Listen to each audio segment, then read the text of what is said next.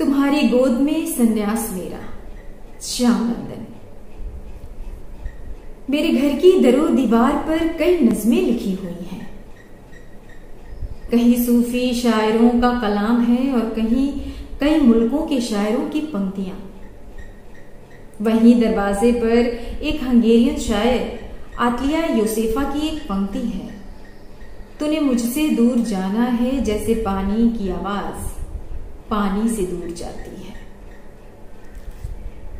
और एक रात श्याम नंदन को पढ़ते हुए मुझे एहसास हुआ कि अक्षरों में से उठता हुआ एक कंपन है, एक हल्की सी आवाज जो दूर कहीं किसी आत्मा की घाटी में बहते हुए पानी का पता दे रही है।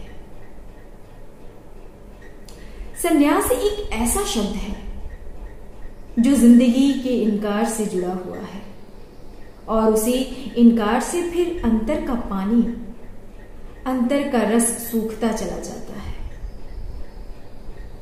और उसके दूर पास एक मरुस्थल सा बनता चला जाता है।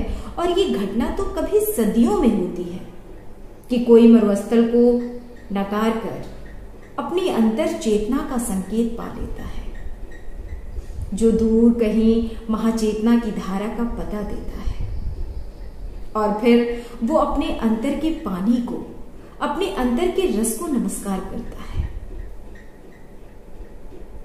हमारी दुनिया में जगह जगह अक्षरों की भीड़ जमा होती है, एक शोर सा उठता है, जाने कितने होठों से टकराता है और फिर वहीं मिट जाता है। और मैं अक्सर मन में कहा करती थी कि नज्म तो पानी की एक हल्की सी आवाज है, एक संकेत सा कि दूर कहीं महाचेतना का सागर होगा। बात नज्म की हो या नसर की, मैं मानती हूं कि अक्षरों की अंतर्ध्वनि सिर्फ वही उठती है जो अक्षर दूर कहीं गहरे में किसी चिंतन से जुड़े होते हैं। कुछ ऐसा ही एहसास हुआ।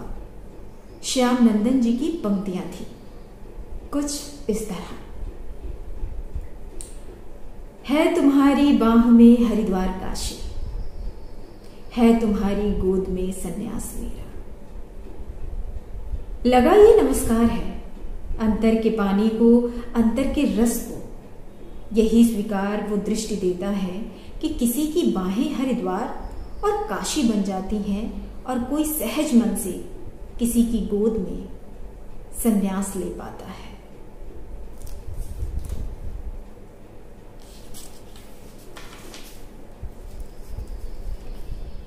संन्यास और स्वीकार का रिश्ता श्याम नंदन जी की बहुत सी कविताओं में एक अंतर्ध्वनि की तरह समाया हुआ है। सांसों के गहरे बंधन का स्वीकार है, इसलिए तन के रहते हुए भी मन के बनवासी को हो जाने में कोई बाधा नहीं है।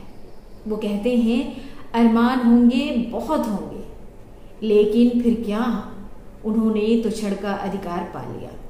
ये क्षण का दर्शन एक ऐसा दर्शन है कि कहना होगा इसी के बल पर वो क्रांति और शांति का महामिलन देख पाए। क्रांति बाहर की एक घटना है और हमारी दुनिया का इतिहास अनेक क्रांतियों की, अनेक घटनाओं से भरा हुआ है और इतिहास साक्षी है कि एक आंधी सी तरह उठी हुई और बैठती हुई कोई क्रांति किसी मरुस्थल की तकदीर नहीं बदल पाती और कुछ देर के लिए रेत कणों का रेत कणों में बैठ जाना शांति नहीं होता।